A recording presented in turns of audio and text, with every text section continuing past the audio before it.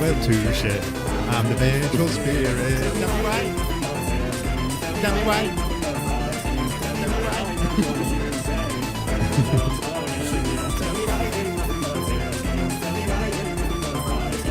I was breaking it down. Okay. Anyways, what's up, chat? How's it going, chat? I'm here with Faz Chad. It's true. Hello. The salmon incident. There we go. Oh my goodness. Alrighty. Chat. Oh yeah, Fazent, you look a little different today. I don't know if I like it. Yeah, I made a new circus baby fentling, and I thought it looks very creepy, and so I wanted to use it because I think it's cool. Rippa says they somehow snuck me in their English project about The Great Gatsby. Hey, old sport. Hey. Old sport. Anyways, chat.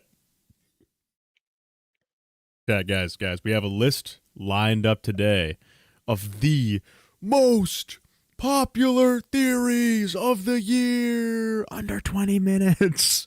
Because I already know we're about to be talking and doing a lot of commentary. So, obviously, if we actually pulled the most popular theories of the year, they'd be God, David, and schedule theory. Starts mewing and gooning quickly. Starts mewing and gooning on cam. Aren't there two different God, David? Or I guess one of them's God. UG has one too, yeah. Mm-hmm. So, you already know, chat, it's time for that reaction slop. Except we actually have insights because we're freaking geniuses. Oh, Faden's theory got to 830k? Dude, good freaking job. Good freaking job, Faden. Let's go. All right, chat, say you guys can have this Mexican chip. Say you stupid freaking shits. Here you go. Here, I'll say hey, thanks, Fredbear. Appreciate it. Okay. Hey, don't worry about it, guys. I'll eat it for you. All right. So, I have these out of order, and you guys can't see, right? So, you guys can't see. At the top of the screen, I have it blocked off. We're going to play a little freaking Taco Bell again. Yo, were you not here for the last, 4 hours? I crafted salmon expertly. But, however, guys, donation goal. If I amass $30 this stream, I'm going to buy a calzone. Because I'm still hungry. Okay. So, chat. We're not going to do it now because we're on the most popular viewed one. But after this, we're going to do a little quizzing game to see if you guys know what the other most popular theories are. Under 18 minutes or 20 minutes. All right, you ready, Faz Chad? This is, Did Fazbear really steal everything and came out 7 months ago? You know what? I think I might have. This is a video about you fucking thief. It's like a call-out video. Yeah. So I'm making a call, post on my twitter.com. Fazbear Entertainment. You got a small dick. It's the size of this walnut. I miss seeing Fentling with his grippers out. Hey, it'll come back at some point. Maybe a dono goal. I'll bring him out. It's crazy. Give TD money and I'll pop my toes.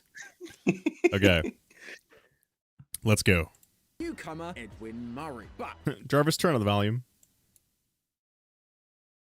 everything we've known about FNAF was a lie. No. Or was it? On the surface, it seems like our old favorites, William and Henry, didn't actually create anything, and instead just stole it all from newcomer Edwin Murray. But how much of that is really true? And what if I told you, theorists? The answer is entirely up to you. Hello, Internet! Welcome to Game Theory, and W hook. W hook. What if I told you I don't fucking know? W hook. In this video, I don't know what's going on. Isn't this one of the videos that he did where it was like pick your own, like choose Split, your own I guess we'll adventure? find out. But Jack, we get a W Yeah. Toms. Wouldn't that make W this Toms, chat? more than 20? We're only watching this one. Get a W Toms. All right. Let's go. Welcome to our 4th and final episode in our secret He made a God David video. of the Mimic extravaganza. It has been a wild ride, loyal theorists. We've uncovered the truth about the Murray family timeline, we've solved the mystery of mexes, and we've managed to figure out secrets of a previously suspected mimic, sun and moon. But the biggest question that I have yet to solve, and the main question I had going into this game, wasn't about the mimic, or Edwin Murray, or security. Phaser, for the love of God, ban that guy. What is that? Just look in chat. Get rid of him. Breach. I wanted to know the truth about the origins of Fazbear Entertainment. William and Henry. These two characters we've known about since the beginning and yet know very little about. Where did they start? How did they create this empire? Who were they, really? But friends, nothing, and I mean nothing, could have prepared me or the rest of the internet for what we were about to witness. Spring lock assembly may be required. I remember the good old days of Afton's a fraud. The good old days today that I still kind of believe. I think it's worse than that. I think they're all frauds. Even Edwin? I think. No. I think Edwin is the only non-fraud. Edwin's a G. Edwin's a G, and the others are frauds. Yeah, I think Henry's like a mega fraud. Yeah, I Even mean, I more can so than understand Afton. that. At least Afton built the fun times. Henry did nothing at all. Well, and he might have built them using technology he learned from Edwin, though, especially if like the voice mimic, you know, voice mimic. Yeah, that's what but at least it's like unique, you know. Still might be fraudulent. No. Oh my god! Oh my god! Oh. Yeah, Chad. Speaking of the freaking the 14 theoryisms or whatever, Andrew merch design is complete. It looks great. I can't show you guys the full thing because, as we know, there's someone out there who's stealing my merch and selling it.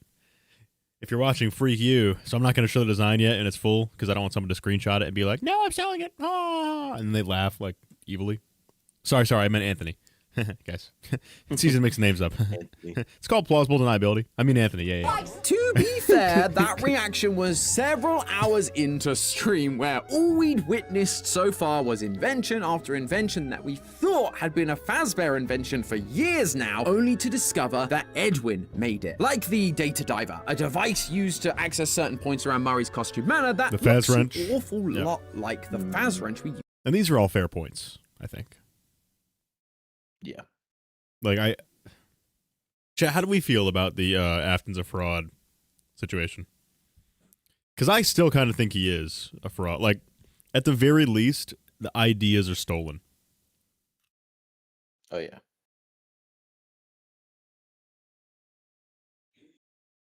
Like, they might have literally built the stuff, but they didn't come up with the ideas for it, or like patent the technology. The technology's Edwin maxed. Mm-hmm. I mean, Edwin had Big Top running around. That's true. then. Yeah. Like, All right, chat so far is on board with fraud theory. mm-hmm. All right, let's continue with W. Toms.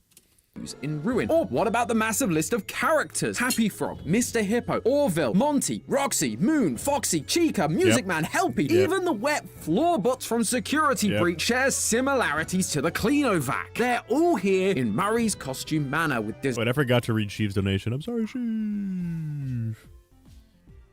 Tisk. Sup, Chuds. William Afton is a... I can't believe you know who Movie Bob is. What a deep cut. That's a deep cut. Anyways. Or is Edwin the fraud, Henry and Fiona peak? I mean, at least Fiona was, like, attentive to their child before she freaking died. Designs, schematics, and costumes strewn around the facility. Edwin and his wife Fiona designed them all. It felt like everything we'd known over the last decade had been a complete lie. It was never William. Dude, I remember and John Henry. FNAF It was had so all tilted. been Edwin or had it. See, while at first it definitely reads that way, there are clues hiding in voice memos, text logs, and just in the physical designs themselves that show us the truth is a little more nuanced. So let's jump into our unfinished helpful carts, friends. Thank you, Lungus, for the membership. Yeah, it's freaking awesome. Because we've got to get to the bottom of this and figure out whether William and Henry invented anything or whether they are just complete frauds. First off, there is one important thing we have to clarify. Did William and Henry actually steal Edwin's inventions? And the short answer is no. I've mentioned it. Stole his house, though. Let's keep it a buck. Let's keep it a buck, Fazbear. We stole his house. Possibly stole his robot wife. Let me boost your volume. You're We a little also quiet. stole the giant underground bunker that gets turned into circus babies too. Yep. We definitely stole some. I mean, I could see an argument that he stole the mimic, which was an invention. Not the same house. Mods, skin him alive. All right.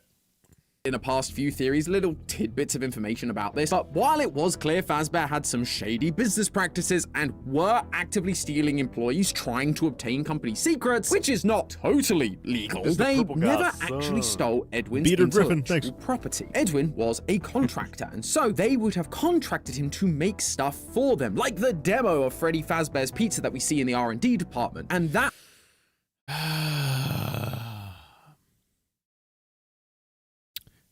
Why? Does anyone have any good guesses on why the FNAF 3 map is down there yet?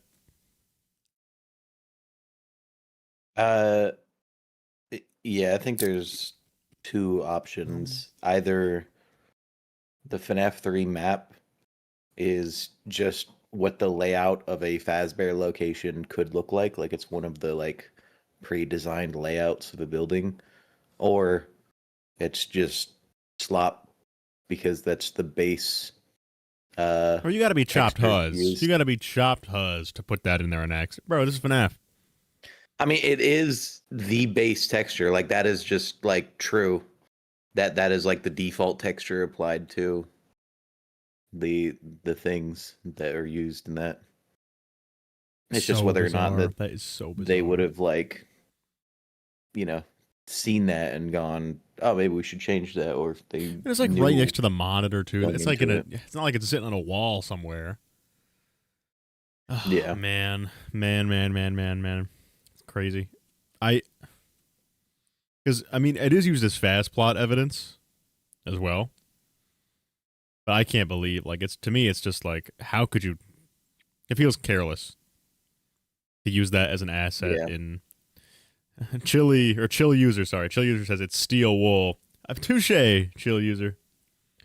Vengeful Anthony Gaming is in the chat. Let's go. The whole process would have included contracts that decided ownership, which we sadly never get to see. I can tell you, though, as a former contractor myself, typically those contracts favor the client, the person who came to you to be a contractor. When I would shoot or edit a video for someone, that would then go back to them and they would own the final product. I didn't own anything. But what about Chica, who was made for Chica's party? Not Jungle Fazbear. Boy, Or let's Roxy not and say Foxy were the built J for Edwin's slur. TV You show could trigger idea. somebody. Those were definitely Edwin's, and Fazbear surely had no rights to them. Well, until they did. One of the text logs you can obtain is from Willie A himself, and while the message is cut off a bit at the start, the intention is very clear. Quote, software development and the entire MCM catalog. We would love to keep you on as a lead engineer. Although we now technically own the land, we would never touch the house your parents built. Afton was offering Edwin a This guy's position lying. at Fazbear because he had just bought MCM, William its lying. remaining employees, the ground it's built on, and most importantly, its catalog of characters and inventions. Fazbear that moon? now Why does that own moon have a thing everything. coming up They never top of stole it? it from Edwin. They just Listen. Oh, that's the I'm- sleep cap. Okay, I was about to say, oh yeah, it kind of looks like he's got something sticking out of his head. stole all of his employees, drove the business into the ground, and then bought the rights so that they could But they did, claim like, a it weird, as merging their of the own. textures.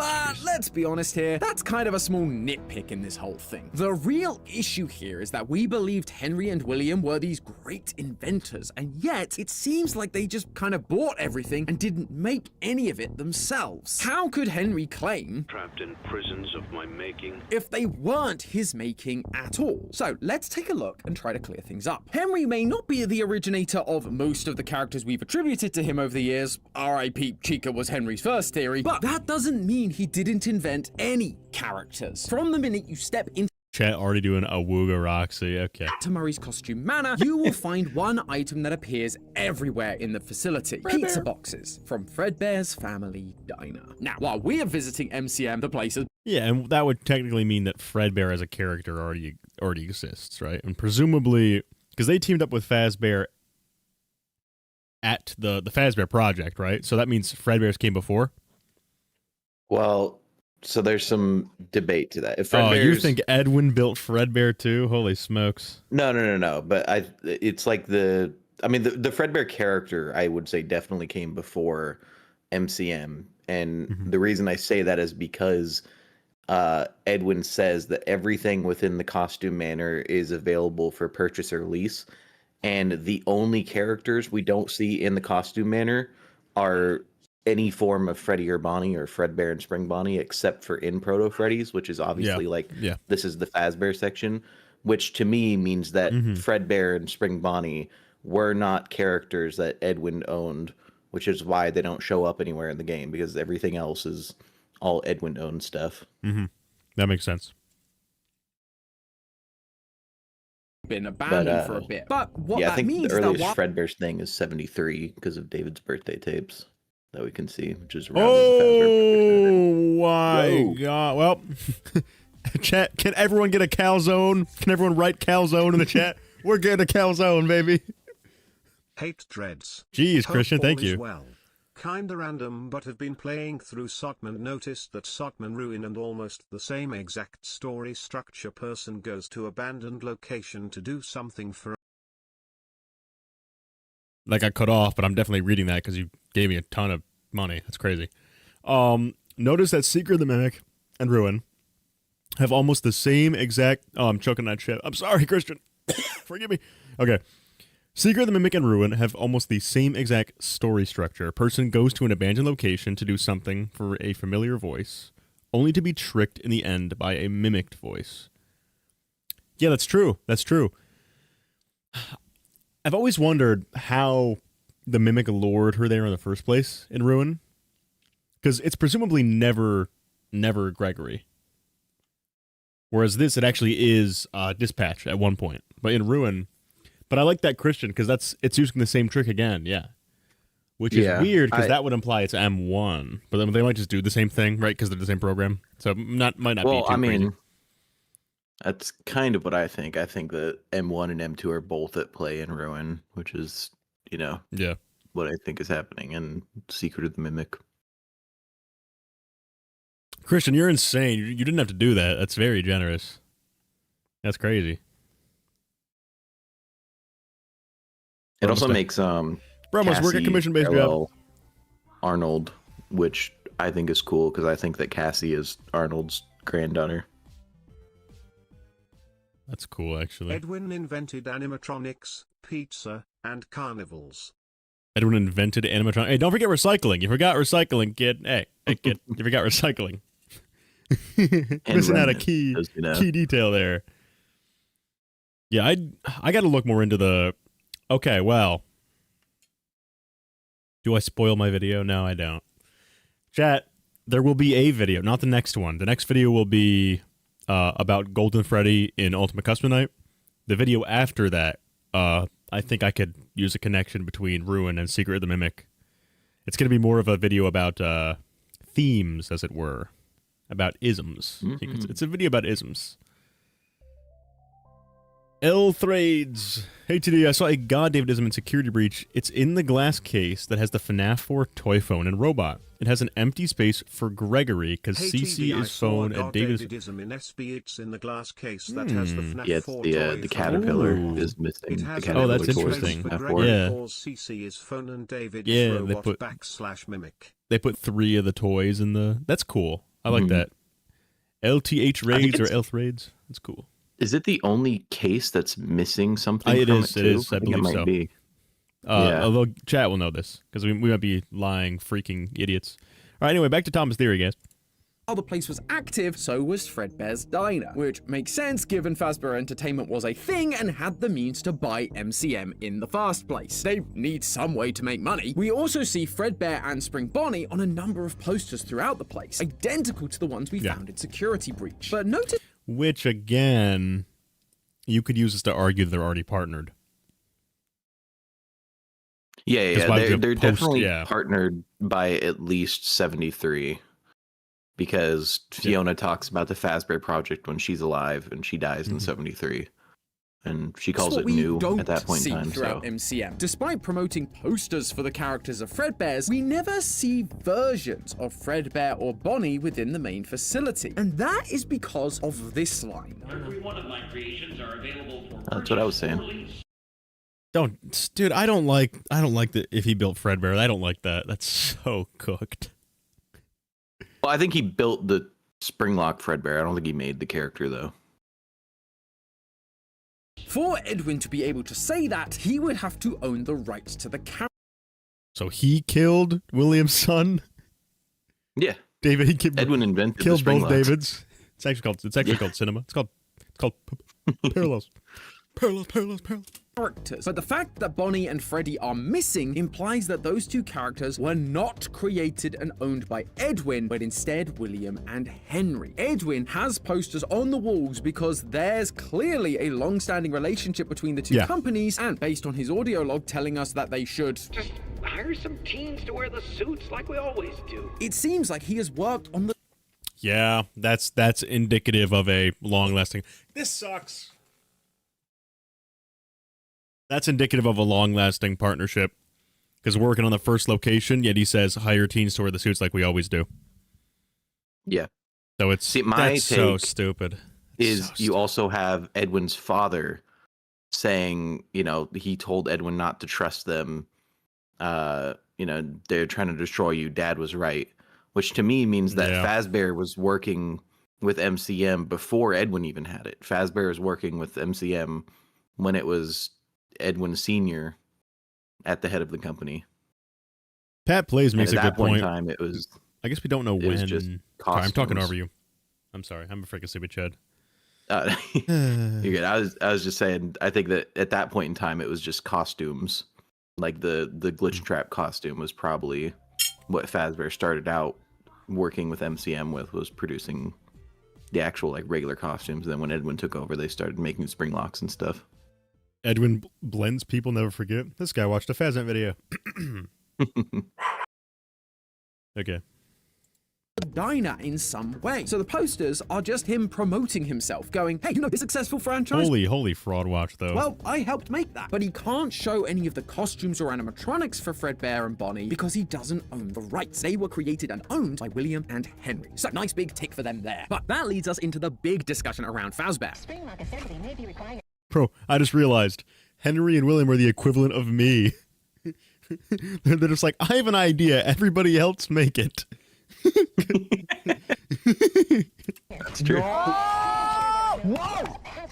Are you kidding? T-Dreads discovers contracting for the first time. Oh my god! Oh my god! Oh my god! Did Edwin invent the Springlocks? So for Chat, don't worry. I write my own videos and everything. I just, right now, because I have I'm taking something absurd, like 50 credit hours, so I have editors. Dang. Yeah, I want to shoot myself. I wonder if Tom is going to bring up the endoskeleton in the closet. At this point, we've been under the impression that it was Henry who invented the Springlocks, as during the Silver Eye trilogy, we're pretty much told that outright. Quote, 150 credit hours? Lord have mercy. these are Springlocks, one of the first ones Henry made. But now in Secret of the Mimic, we see plenty of Springlock suits. We see messages about Edwin making them, and we even get to travel around inside them, which is kinda horrifying. However, there is one... Chat. Sorry, I'm crunching on chips. Chat, you gotta understand. I changed my major the last year of college, so I have to take so many classes. I can already... I basically have a bachelor's degree in psychology, but then I realized I didn't want to be a therapist because I'm not good at talking to people, genuinely. And so I was like, well, I guess I'll switch to media production because I already do that. I produce media for a living right now. And so I was like, well, I guess I'll switch. And then I switched my major in senior year Senior year, I switched my major. Why would you do that? Maybe because I don't want to be a freaking psychologist. Wait, that's true. Listen. Zoid, it's not like it matters. I can just keep making FNAF slop till the end of time. Right, guys? Right? Big detail that stands out pretty quickly. Hey, we got a freaking donations here. Pat plays, what if Edwin feeds mimic bodies? This could be.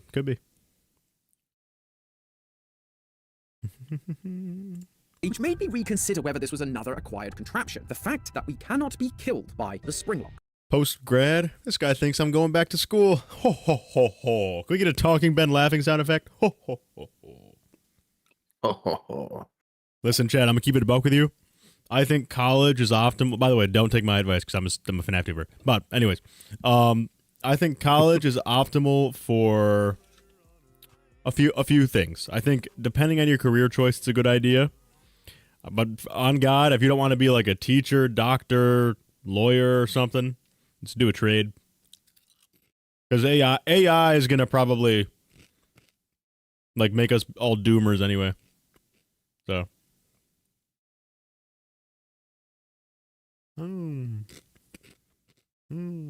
Anyway. Springlock suits are notoriously finicky, causing fatal injury at the first sign of sudden movement or water, and yet we managed to fall through an entire floor and yet sustain no injuries. It's almost as if they are not the same kind of springlocks, and that is exactly the case. We receive a text log from Edwin during the game that specifically talks about updating the springlocks to sustain water damage and be okay. There's also the fact that the original Like, fine, I'm sorry for pausing. I'll give you more T-Dreads lore. I'm technically it's called journalism and broadcasting. And there's a subdivision of it that's like making TV and making videos, et cetera, and I'm in that. But for people who are in written journalism, dude, they're so cooked. There's like 900 articles a day written by AI. They're like, beep, boop, boop, boop, boop, boop. Today, Hershey's changed their chocolate recipe. Increasing grip by 30%. Anyways, no, nobody clip that, please. and animatronic, while the new ones seem to only really be suits. And finally, the versions of Fredbear and Spring Bonnie down in the R&D department, while looking somewhat like the versions we know, have colored exoskeletons made of metal, rather than the felt-based material that would stain and discolor like we know from modern Springtrap. And to top that off, there's an audio log in the same area that talks... Have you seen that video that's like, thank you for the glizzies, thank you for the heart me, thank you for the... No. You don't know that video? No. Oh, we're watching that right now. You ain't seen Glizzy Overdrive? This guy hasn't seen Glizzy Overdrive. You can't say that as if it's like, oh, this guy hasn't seen Glorp Shittis. All right, check it. Think of the ice cream. Ice cream, so good. Think of the ice cream. Think of the, pardon me, I heard you too. Think of the glizzies. 100 glizzies. Entering Glizzy Overdrive. Glizzy Overdrive. He's Tickle Row. He's got the Tickle Row glasses. Increasing grip by 7%. We are locked in. Think for over 160 glizzies. Entering Glizzy Overdrive.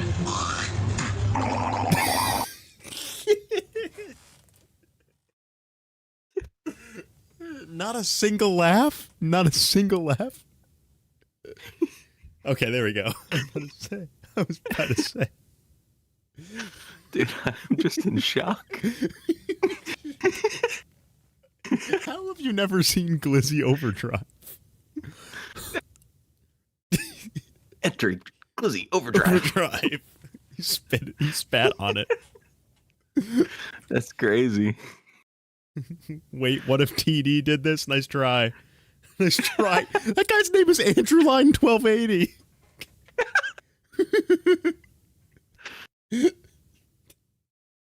It gets maybe a dono goal. Maybe a dono goal too. I don't know about that. I don't know about that. I think that's not happening. Okay. Well, now that we watched Glizzy Overdrive, we can go back to the less important thing.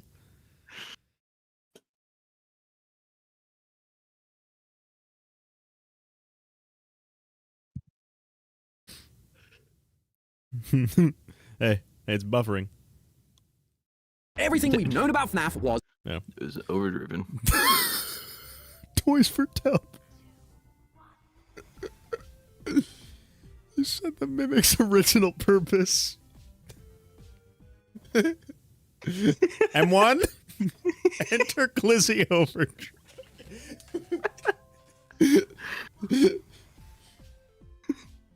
I could never be replaced by the Glizzy Overdrive. You are not going to leave here alive.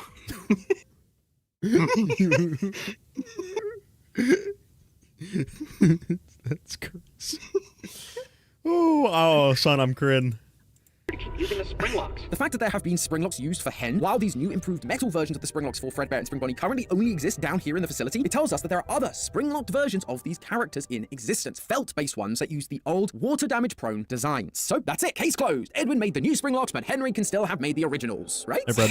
Well, I really wanted that to be true. Believe me, I did. But when Ash and I went back to find all the secrets on GT Live, we discovered this message on one of the Mrs. Helpfuls to Edwin from Fiona. I was worried about the new suit design. One of my costumers, Vic, nearly lost his The bite of 79. That's not a freaking thing, Pat Plays. Don't freaking say that. hand today. All he did was spill a can of pop and the thing snapped shut like a bear trap. Fiona is worried about Edwin's springlock designs, and the one her team member was wearing does end up having an issue with water damage. It's almost like that text log we read earlier was a response to Fiona's request to check out the problems, because Edwin was involved in the creation of the original designs. This isn't the only time Fiona is worried about Edwin rushing out designs that later cause problems either. Why was this necessary, though? Why did he have to make, like, why did he make Afton frauds and stuff?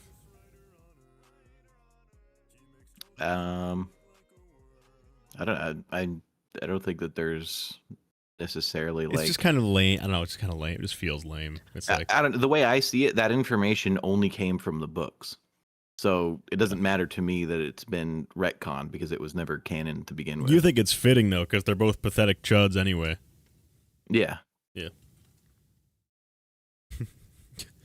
They want your toes, Fazbear. I think you should whip them out. All right. Here comes the Faz toes. Everyone, get your nose ready. Sniff. You have a blunt. He's got a blunt.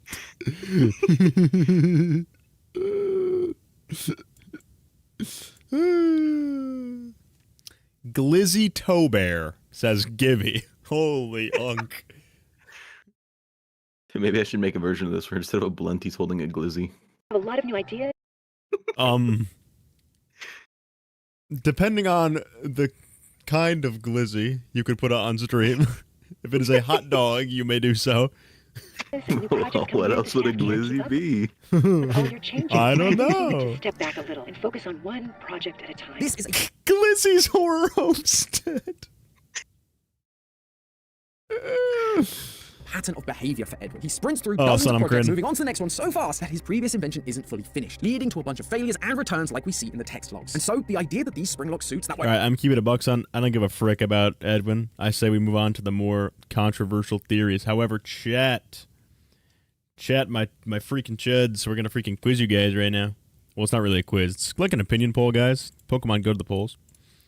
Okay. So, let's see. Start a poll. The thesis of that video, which was the most popular video under 18 minutes, was William and Henry like 90% frauds? The answer is yes. No. Bro, I make FNAF tube. You think I know how to do grammar for a living, bro? Shut the freak up, dude. Before I freaking slime you Gibby style. Woo! Okay. I'm opinionated, and I want to give my own thoughts before, so I can sway the votes of the masses. But liberal, FNAF liberals. Go ahead. in Edwin's house, there is the old design of the Springlock suits in his closet. Like the kind that Springtrap is, that Springlock suit, it's in his closet.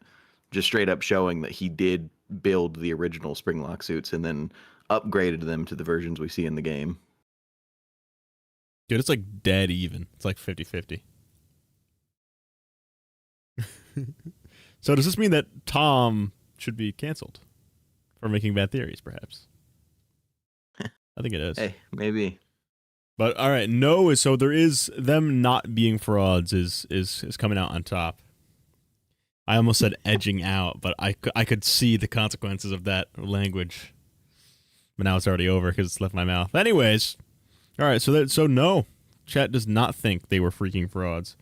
I think they are more fraudulent now than previously proposed to be. DPK, I don't think I'm going to rate a bunch of dead women to see who's the glizzy goat, but thank you for your contribution to the stream. Crazy. Which of these dead mothers is the... Oh God! Actually, Okay. you know the Alvin and the Chipmunks meme.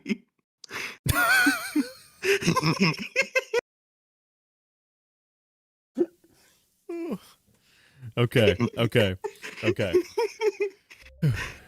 William Afton can't be a fraud because he low-key cranked 90. You think Afton was... Dude, I feel like Afton would play no builds, let's be honest. William Afton would be on the Afton no can't builds. be a fraud because he low-key That's cranked true. 90s on all those now dead Okay, kids. chat. Now's the quiz. Ready?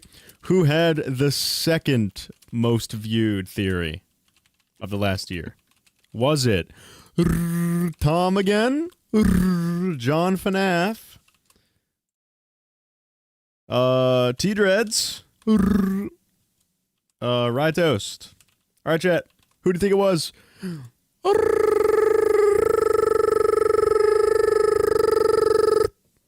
I know my vote. And the votes are coming in from John FNAF. Keep in mind, chat, this is for theories under 20 minutes long, because otherwise we'll be here all day. And it's coming in, and John FNAF is edging out on top. Damn it. Said the E word. John FNAF is winning. He is winning. And you're all fucking wrong. It was Tom again with 2 mics. I knew it. That's what I claimed. It was Tom with 2 mics. Mike Toast, it's time. Oh, Lord have mercy, chat. We have Mike Tosis. Oh God. All right, chat. Who's ready for Mike Tosis? Dude, I've already got Mike Toes out. That's true. By the way, chat, we're picking one theory per like category of theorizing. So we're not gonna do like a bunch of movie theories, a bunch of Edwin theories. So John is on this list somewhere, but not for the movie. So you guys just have to guess where John falls. Will you ever cover FNAF Arkham Theory? Isn't there a really, really popular video that covers that already? I don't want to step on any freaking toes, except for Fazbear's toes. Oh, BTW. I think there is a video Will on you it, ever I don't cover know. Yeah. FNAF Arkham Theory? It Most low-key foundations solves is the whole music. timeline. He is just a troll, isn't he? All right, Scott. Let's Hello, go. Internet! Welcome to Game Theory, the show whose fate is to be spring-locked inside this franchise, whatever medium it's in. Just like we see the puppet spring-locked inside Toy Chica in the FNAF 2 movie. Now, that statement might be confusing for long-time FNAF fans who, for some reason, haven't seen the second movie yet. So, toy animatronics aren't spring-locks, they use Endo-O2s. And up until now, you'd be right, that was our thinking. But then this movie came out, and we see the, quote, ribs of the Endo-O2 acting just like the spring-locks in Afton's spring bodysuits. That's not the only big reveal either. The movie also seems to tell... Are you a Killbot believer? I'm a Killbot's believer. I'm keeping it a buck. Not even gonna cap. I'm 50-50 on it. I think that no, I think I'm like 70-30 on it. I think I lean more towards them being killbots. Because I think I don't know. It just makes sense. Chat, you guys Killbot believers? I mean, they got advanced mobility. Again, they got freaking facial recognition. They could freaking track a predator down a mile away. I'm just saying, seem like they could freaking be freaking killbots, dude. The main reason I think they're killbots is because I think that they were designed by Afton, in which case there's no way he's, making those things for safety. But yeah, but I just think that's, what's his name lying? Phone guy, Yeah, no, that's what I mean, is that's like what he says they're for, but it's because they're Afton designs, there's a hidden meaning.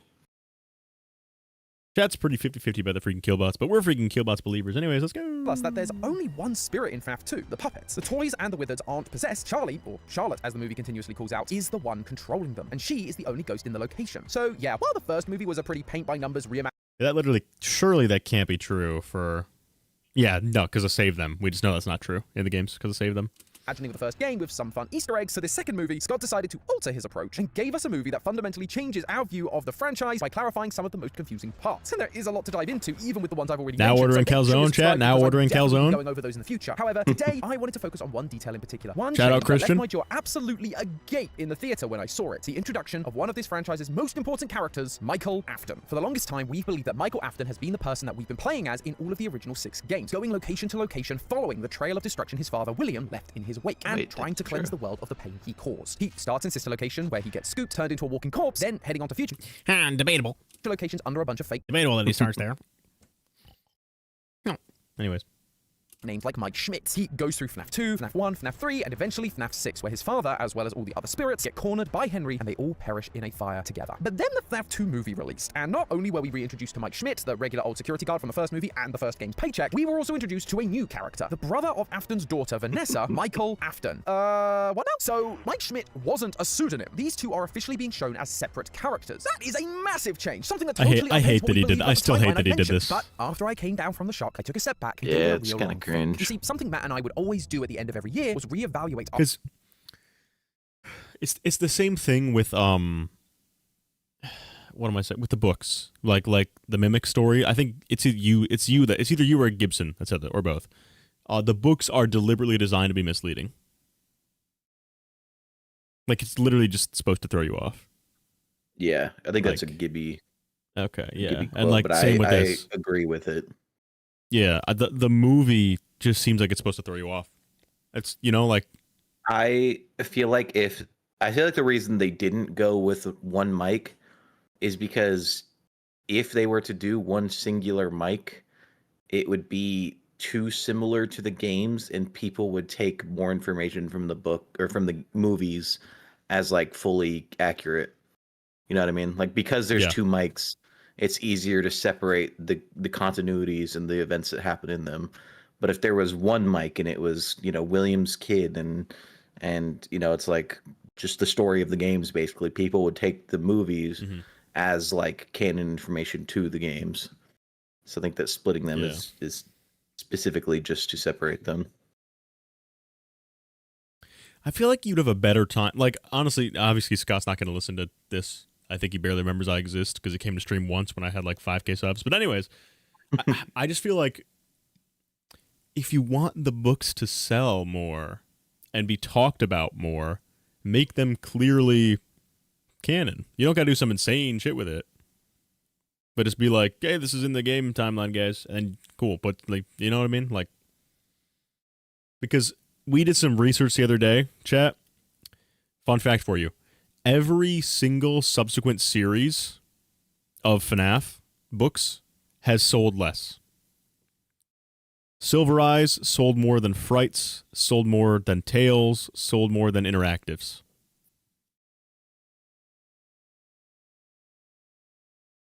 It's actually wild. I thought the Interactives would have been one of the higher ones. The Interactives sold less than all-time high search volume is much lower than all-time high search for Tales.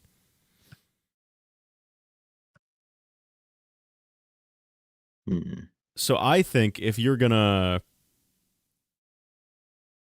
I'm curious. I didn't search up the movie novelization. I'm curious if that's even lower. I feel like that might be even lower. It would have to be. Yeah. That's probably sold like 30 copies total. Yeah.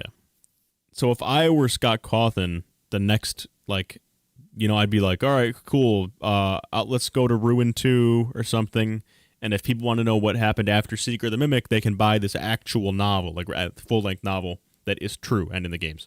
And that would probably sell. But when you're like, guys, I'm not going to tell you. Tee-hee. It's like, well, okay, I well, wonder thanks. how much of it is like disinterest with the books, and how much of it is like having an easier time obtaining access to the information in the books without actually having to buy it. I think like it would reviews be of the books and stuff like that online. You should probably what if we made the books well written and have lore? Wait, that's true. But then you'd have to be a good writer. Well, he is the greatest writer on earth. I'm meeting this date now. No. Our understanding of FNAF. Wipe the slate clean and start from zero. Doing that, having that separation, allowed us to notice small details like the company changing from Inc. to LLC, which opened up a whole new path for theorizing, and that was only possible because we took that time to reset. What, TD? Last year, I wonder... took a look at the knock-on... Hey, what's up, kid?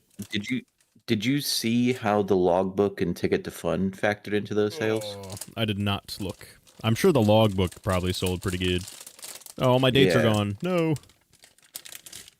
Because that's interesting, because I feel like the logbook and Ticket to Fun are marketed as like in-universe things, right? So they they kind of are viewed as like I mean, we could canon just check. things to the games. We could just check.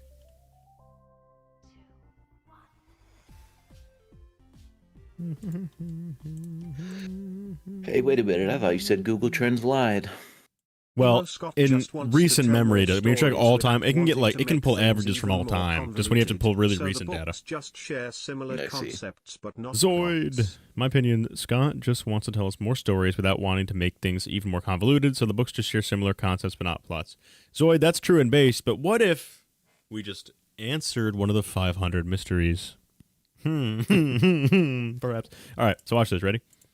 We do Scott releasing a Fazbear. book called Fright. Midnight Motorist. Midnight Motorist solved. Fazbear Frights compared to Tales from the Pizza Plex compared to the week before compared to... No, I gotta put FNAF. Gotta put FNAF on it. FNAF the week before compared to... What was it? Tickets to Fun? Yeah, Ticket to Fun. to Fun. FNAF Ticket to Fun. Yeah, Ticket to Fun. Compared to FNAF Survival Logbook. Yeah. Yep.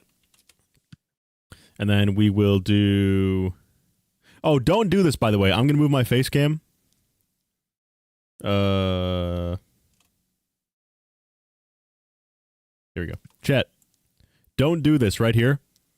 New, explore search trends with Gemini. No. No. I tried.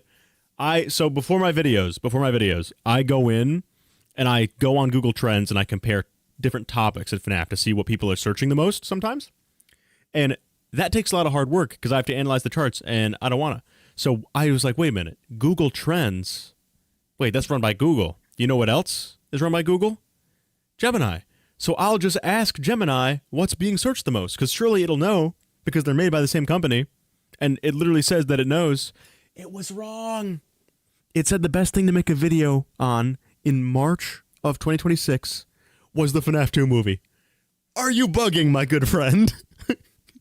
And Are you tripping? let's just say that the second highest video of the year that you're watching is the FNAF. Yeah, but that's when it just came out. That's when the movie just came out. Anyways, let's put this right here. Woo. Okay, chat, let's move our metrics. We're going to do web search, and we're going to do it over the past infinity. Is this necessarily indicative of sales, though, or is this just like how much it's being searched? By definition, it would have to be indicative of sales because you have to search it up to buy it. I mean, I guess for Ticket to Fun, but like the other stuff you can buy in physical stores. I'm very doubtful that's where a majority of the sales came from after 2015. Majority of sales probably come from online. But anyways, as you can see, Fazbear Frights is absolutely... Fazbear Frights, not Fazbear's Fright. Fazbear Frights is mogging Tales, which is mogging... not mogging the week before, but still doing better. The peak of Tales was higher than the peak of the week before, which is so much higher than the peak of Ticket to Fun. Wow. Is the logbook even on there? The logbook is not doing great. The logbook matched the logbook and the week before did about the same. If you go back here in 2018, the logbook did about the same as the peak of the week before. But chat, look at that. Look at that downfall. Look how popular, even in 2021. Even in 2021, look how popular the Fazbear Frights books were compared to how popular the Tales books were. It's over double. It's over double as popular. And I'm sure if I do FNAF the Silver Eyes, that's going to super mega mog.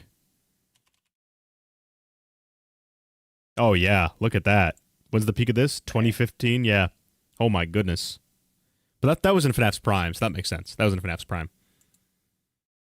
But that's super like mega Fourth Closet? mogs. The Fourth Closet? Yeah, like what if you like the specific book? Fourth Closet is less than Frights. At its peak. Interesting. How about the Twisted Fourth Ones? Closet looks like it did about as well as Tales. That's tragic. Yeah, the Twisted Ones did better than the Fourth Closet. Yeah, but it's every single series, book- because if you take the average of the Silver Eye series and the average of Frights and the average of this, they get worse every time. Because remember, Silver Eyes was way up here, so You know what? I bet it's because like after the Silver Eyes came out, Scott made that post that was like the books are not canon to the games, and then you see the very next book after that, the Twisted One drops off, and then you have Frights, which is the next highest sales, and that's when Scott said the books will fill in blanks from the past. I wouldn't be surprised if there won't be another book series. That's so tragic. Yeah. Well, maybe wonder if he that's made why, the books good. Do you think that's why that one book was canceled? The Secret Phasma Artifacts? Archives or whatever. Yeah, Secret Artifacts. Could be. Effects that would happen if the books were canon. That one turned out to not be true after Secret of the Mimic release, but the point remains. So, as it's the start of a new year, I wanted to give that a go once again, to take a step back and reassess my understanding. While I and many others have been convinced that Michael and Mike are one in the same, could it be possible that they are in fact different? And if they are, would that fix things? The answer, dear theorists, is a resounding yes. It clarifies a bunch of motivations, it gives us a much cleaner order of events, and it might even help confirm This would be so ass. a theory that's existed in the fanbase for a long time. So, sorry Lee, I let you borrow it for a bit, but No, I'm stealing Elise. Evolve or die. Evolve or die.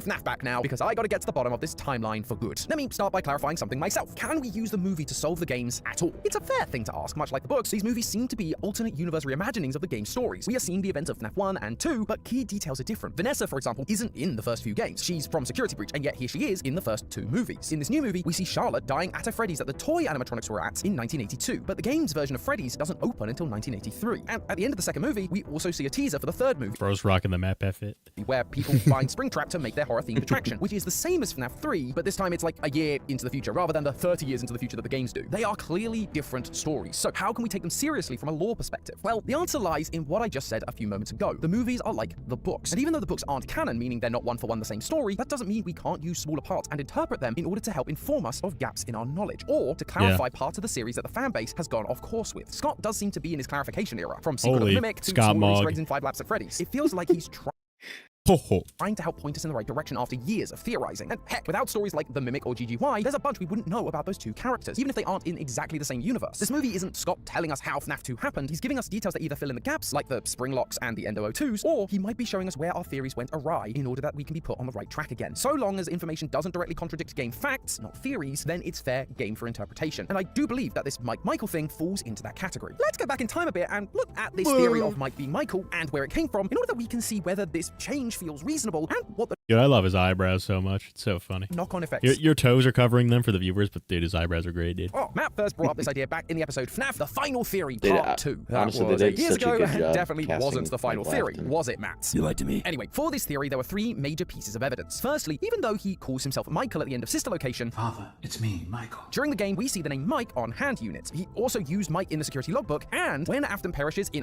I just refuse to believe that they're. I just won't accept that they're 2 different mics.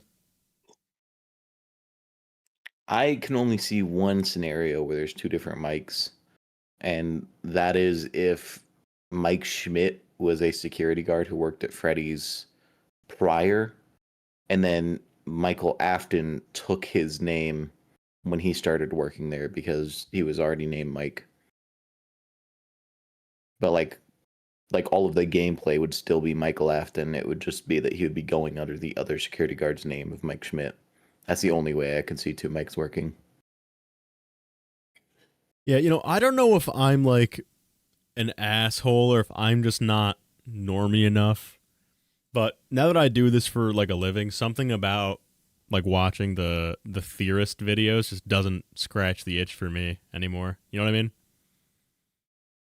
Yeah. Like nothing against them. Tom and I are buddies. So yeah, but just I feel like now that I'm so deep into it, I'm like, because it's obviously made for. Chat, we want a little YouTube lecture, chat. Let's give Chat a little YouTube lecture. Chat, Team Theorist has very high potential because, let me show you this. I mean, high viewer, obviously they fulfill their potential. I mean viewer potential in terms of new releases. So if I do window capture, thanks George Albert, at source, and do my notepad, right, chat? There are 3 kinds of viewers you can target, right? You can target new viewers, okay? You can target seasoned viewers, right? Which are kind of familiar, right? So they're familiar with it. Or you can target core viewers, right? Which are super nerds. All right? So me, Fredden, Fazent, Gibby mostly target this category, which is the core audience. Super nerdy stuff, right? This would be stuff very much advanced into FNAF, like topics about the Vengeful Spirit in 2026, right? Because it's not a new topic anymore. Topics about canonicity of the books, right? That's one. Probably I spelled that wrong.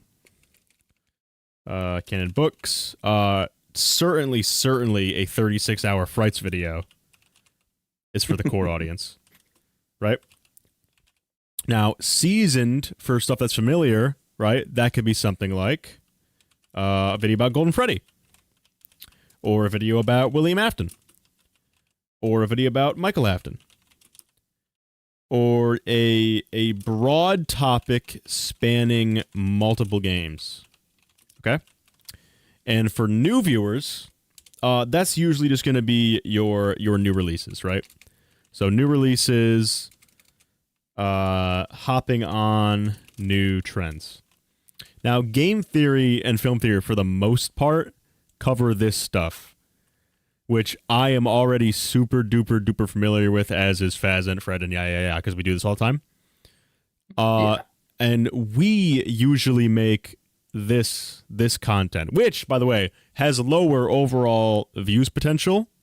But if I were to do this every week, I would just get so incredibly bored. And notice, chat, if you go to T-Dreads, if you go to the channel, the more you go down this list, the higher the views potential gets. So new has the highest views potential. Look at God David. God David has 1 million views, just about, right? And that was capitalizing on the back of a new release. Okay, look at seasoned.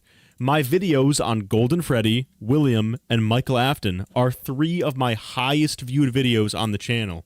And then, as we get into my videos about the Vengeful Spirit and the books, those videos are viewed less than the seasoned, which are viewed less than the new. And so, since game theory mostly, honestly, I'd say Fazbear mostly operates in here. They kind of only cover new stuff now. Yeah. Which you pick up super quickly. I think every once in a while there'll be like a seasoned, but for the most part it's all new. Schedule theory is an outlier. I would say schedule theory falls under seasoned, because you don't need so much knowledge. For this, you need knowledge. For schedule theory, you don't. I'm just like, there's this sound. It's more like I'm setting up a mystery. I'm like, there's this sound in the game. Where'd it come from? Whereas for a Vengeful Spirit video, you need knowledge. It's bombards you with all the voice lines and all the candidates and the books. Same with the books, obviously. I put that in seasoned. It's closer to core than seasoned, obviously.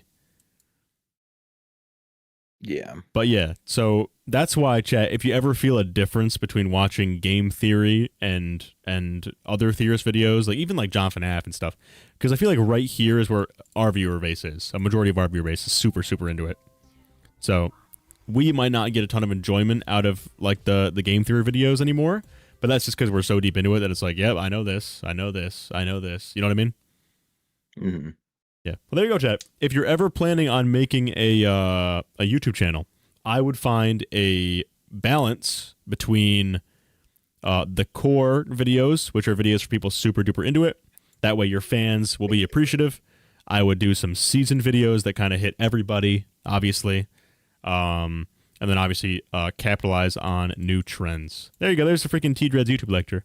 Speaking of which, T Daily, the Daily channel, now has over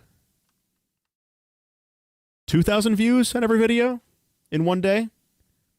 Well, I think. Oh, it's right here. Audience is abysmal. Terrible. I don't know. Here we go. Okay. All right. 1.9, I think, in studio. But if I go here, it's abysmal. Terrible. I don't know what they were thinking. We're at 2.46. We have 3.2K on the theory video. It's about to hit 2K on Tattletale, and then 2.3K on this. So in one day, that's pretty good. This channel is about to be monetized soon, so I'm happy about that. This is a core audience video. This is a seasoned audience video. This would be seasoned as well. This is also seasoned. So these two actually have higher growth potential than this one does, funny enough. Where is this channel? All right, I'll share it in chat. I gotta change the name of it. I gotta change the name of it, chat, because it's freaking... what's it called? It's elusive. I gotta rename it, because you can't find it by looking it up. Chat, everyone go subscribe to this channel if you want to watch the freaking highlights or whatever. Okay, anyways. So, chat, I vote we move on to our third one. What do you guys think? John FNAF. John FNAF. Yeah, you already freaking know it's John FNAF. I don't give a freak anymore. I don't even give a freak. Dude, how wouldn't it be John FNAF? TD Slop, holy spam. Yeah, can we ban TD please? Okay, we'll move on to John FNAF. Sure. Just not that I'm trying to be an asshole. I'm just like, yes, Tom, I know some of this stuff. Yeah, it's a lot of introductory. It's a lot of recap, recap, which we dunk on it, but it's like it's easy to stay engaged if you don't know. It's hard to stay engaged if you already know. Yeah, that's fair. That's Fred's video. That's funny. Okay. Close out of this. Close out of this. And then boom. Okay. All right, John FNAF, let's go. Do you think he'll show up? Since we're talking about him. He sometimes he does. Sometimes he does. He's in the thumbnail, so he might see it and be like, "Why am I in it?" You know what I mean? So. Yeah, we overanalyzed FNAF, help wanted, and solved it. That's core audience. This is new audience. FNAF Mysteries is a mixture. FNAF Mysteries is between core and seasoned, I'd say. Yeah,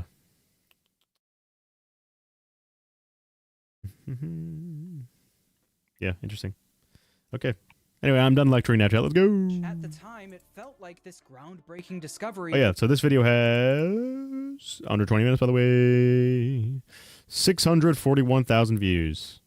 But even then, I hey, good job, kid. Nothing. It's very possible that someone working at Steelwool hid these plushies throughout the map just as a random Easter egg. But then, Security Breach Ruin came out, and the plushies were back. Stop, Steelwool! They put this in the game to just taunt me. Then 5 months later, Help Wanted 2 came out, and once again, they were back. Shut up! No! Please! What are you doing here? The Fiona Wires of Doom! After my initial Nightmare Own video, these things were still popping up in every new FNAF game Steelwool put out. Until... You may have adopted the Fiona Wires of Doom, but I was born in it. Molded by it. I think the Fiona Wires are... Well, I guess, wasn't John technically the originator of the Fiona Wires of Doom? Yeah, he was. Just the Charlie Wires? Yeah, but he just couldn't have possibly known. Yeah. All right, chat. I'm coming out as a fraud theorist. I'm about to put deodorant on. I'm sorry. I'm coming out. Wait, that sounded... Okay. Anyways. We got Secret of the Unit. To my surprise, there are no Nightmare Own plushies in the game. But that's the thing. There are no Nightmare Own plushies in the game. During the part of the game where Jack... Hey, Stephanie, you're using your time well. Hey, that's going to get clipped so much. That's gonna get clipped so much. Hey kid, June's coming up. Let me tell you that. More and more broken as time goes on. 2 more months. By the end of the chase, she looks like this. Her nose is gone. She has black tears streaming down her face, and if you look closely, you can see black. T-gay new channel. What? Guys, welcome to T-gay. Today we're breaking down our top 10 hottest dudes.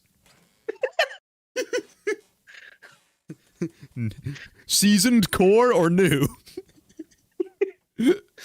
stripes 9 have now friends. appeared on her arms, just like Nightmare. Not only that, if you happen to get I don't know, John. I think you should have chose a picture with a lower Just bit rate. like I think that's too high resolution. Nightmare. Not only that, if you happen to get jump scared by At least it Jackie, stands out you on the can screen. literally hear Nightmare's jump scare sound playing in the background. Someone said T-pegs. Okay, I'm done with this. I'm done getting rage baited by you Cheds.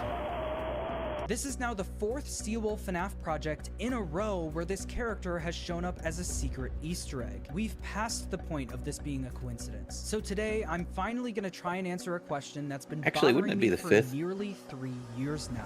What What do you mean the 5th? Because Nightmare was first canonized in Help Wanted. Yeah, Help Wanted. And even before that was in UCN.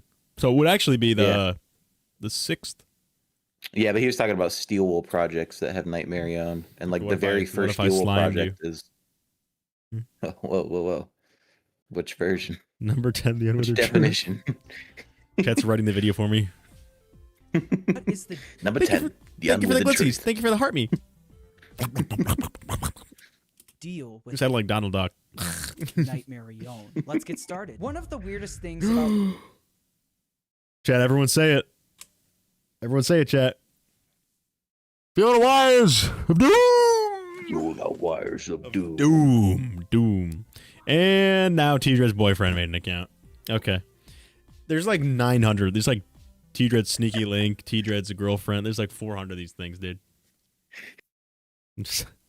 Oh my all goodness. of the Nightmare imagery showing up in the modern games is that Nightmare is technically not a canon character. The first time we saw Nightmare was in the Hey, better be careful, John, or I'll slime you. Halloween Standard style. update to FNAF 4. It's like Zorro calling it out. Gibby style.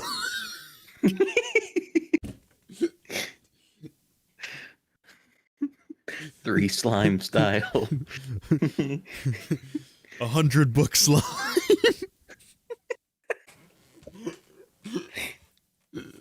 Three slimes. Standard style. Death by slime. in 2015. And in a very rare post from Scott Cawthon, he actually straight up said that the Halloween edition of FNAF 4 was not canon. Long slop style, someone said. I don't want to read that message, Toys for Delbert. But thanks. Meaning that Nightmare along with the Thanks for Jacko the vibe. animatronics were not supposed to be canon to the story of FNAF. But then, 3 years later, Ultimate Custom Night came out, featuring the Jacko animatronics and Nightmare Ultimate Custom Night is a fully canon game, so is Scott now going back on what he said and making the characters canon? This confusion ultimately put Nightmare in the questionably canon category. This then leads into Help Wanted, which was released 1 year after Ultimate Custom Night. In Help Wanted, Nightmare is back, and with a whole FNAF 4 minigame dedicated to them. Help Wanted is once again a fully canon game, so why do we see Nightmare here? Yep. Well, in another rare post by Scott, he talked about why this is the case. Quote, the challenge was this: how do you take characters that are canon, along with characters that are questionably canon, and characters from every point of the timeline, and throw them all to... All right, listen, chat. This is a touchy subject, but I just gotta let you know. I'm just gonna be honest here. Someone in chat, as a joke or something, said make abortion theory. Now, that's actually a thing on the internet. So I'm not gonna tell you where it is, but you can go find it like the One Piece. But that's a real. I'm not making that video. It already exists. You guys can go find it like the One Piece. I'm not making that. It's out there. together in one game that is canon. You His want my solution to theory? Go find No, not my theory. No. This was to make all of the previous FNAF games in universe. We have recreated many of these completely fictitious scenarios, lies that you've been fed over the last several years, into a hilarious VR game. So although Nightmare is questionably canon to the story of the original games, it can still show up in Help Wanted The theory I should have mentioned. Chat, we're moving on. Wanted because FNAF 4 Halloween Edition is likely a real in-universe game. This essentially means that Nightmarion is this weird non-canon original character that was put into Help Wanted just because they wanted to. All of this might make it sound like Nightmarion has no meaning behind it whatsoever, and to that I'd say, yeah, this character might mean nothing, but that also might be the key to solving its weird appearances in the modern FNAF games. This brings us to option 1. Help Wanted is being mimicked. In Help Wanted, we're introduced to Glitchtrap, which is very likely the Mimic AI. One of the reasons we think this is because pretty much the only voice line Glitchtrap has in the game is it mimicking Tape Girl's voice. Hello? Can you hear me? This is true. And as we know at the end of the game, Glitchtrap successfully escapes the VR game by taking over the mind of Vanessa. Vanessa then lands the job of the security guard at the Pizzaplex, while still under the control of the Mimic virus. The reason this option is called Help Wanted is being mimicked is because the Mimic AI might be using Vanessa to mimic what it saw in Help Wanted. Yeah, this is all stuff that I think we figured out too when we were playing the game. This is just based. Does anyone agree with John's theory so far? I think this is just true, like what John's saying. Yeah, John's trying not to be based challenge. Impossible. Dude, John, I feel like John, dude, people shit on John too much because he was low-key just right the whole time. Yeah, I don't know why. Like when's the last time John's posted like a dud? Because I can't, like, maybe Funtime Freddy footprints or something. I mean, I know what video he posted that I don't like the conclusion of, that being his MCI video. Yeah. The mound, Susie's dog is the mound. Yeah, but even then, okay, I guess that one's not amazing. Like, I agree with the evidence is in it, you know, because a lot of that evidence is the same evidence I use for Charlie 87. You just pushed it so that the MCI happened before Charlie's death in 83. So it's like even then, like, I agree on the same stuff. It's just different conclusions. Let's take the Nightmarion staff bots, for example. These staff bots are obviously painted like Nightmarion, but they also have "In Your Dreams" written on their chests. This is a direct reference to the Help Wanted minigame. Endomotronic, I watched the Funtime Freddy video when I was like a really small channel, and I was just unnecessarily mean. And this is before I met John, so I felt so bad. Where we have to fight off Nightmarion in the FNAF 4 bedroom. Nightmarion is literally in your dreams in that minigame. Further proof of this idea can actually be found in Ruin. In Ruin, Steelwool made the Nightmarion plushie a collectible object. Yeah, it's from that old headset game. Also gave it a description. This was the moment they could finally give us a clue as to what all of this means. And they said, quote, "It's from that old headset game." This might make it sound like Nightmarion has no meaning behind it whatsoever, and to that I'd once again say, yeah. It is literally just a character from the Help Wanted VR game. Need more proof? In the utility tunnels under the Pizzaplex, you can find several secret rooms that are hidden behind— this is just all stuff that we've called out for. This is wholly based, chat. I actually want to take a poll in the chat, see if everyone agrees or not. Let me see here. Whee!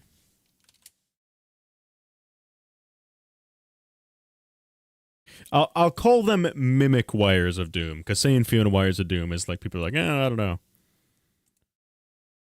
Mimic wires of doom? Question mark. We'll hit them with a yes or no. You don't think they're Fiona wires? I mean, I think they're Fiona wires of doom. I might have to hit you with the 3 slime style. No, don't. Bro, you can't say that. You can't threaten my chat with a 3 slime style. It's insanity. Dude, I'm like Chopper out going to slime point. Is that where he eats like the little thing and he turns into the... Yeah. Oh, God. Oh, jeez. Instead of the rumble ball, I take a fast fence and I go to slime point. Someone said ropes of goon. Shambles.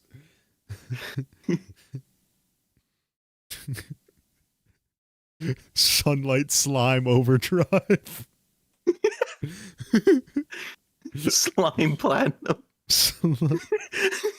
Crazy slime. Golden slime.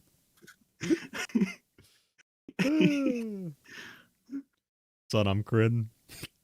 Gear 4 slime man. Oh, okay. Wonder of slime. White slime. His name is Pale Snake or whatever it is. White Snake. Yeah. Oh, that's insane. Holy. Gates. If you end up upgrading Freddy and All right, chat. Close this out. Who do we think has the next most viewed theory video? Right? Next most viewed. Is it John again, Withered Circle, or Ryan Toast?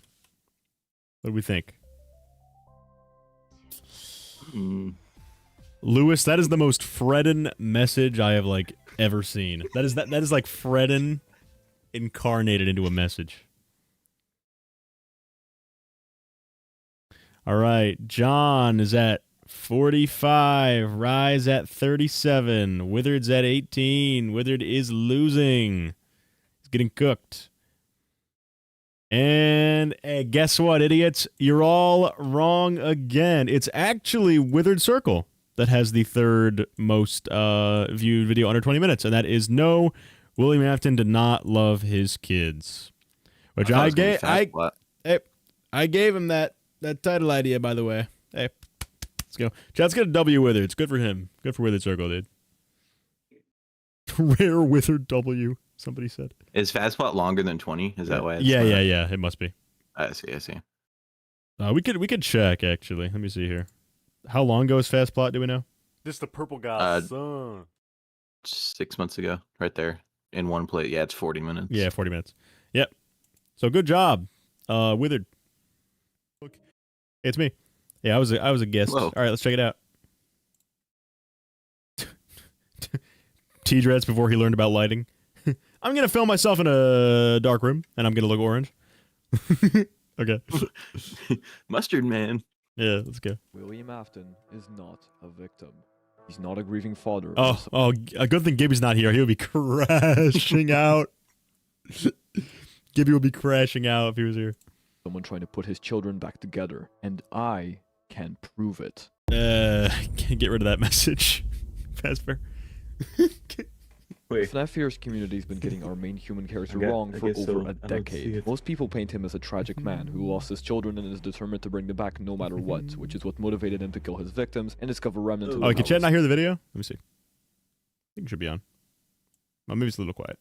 There we go.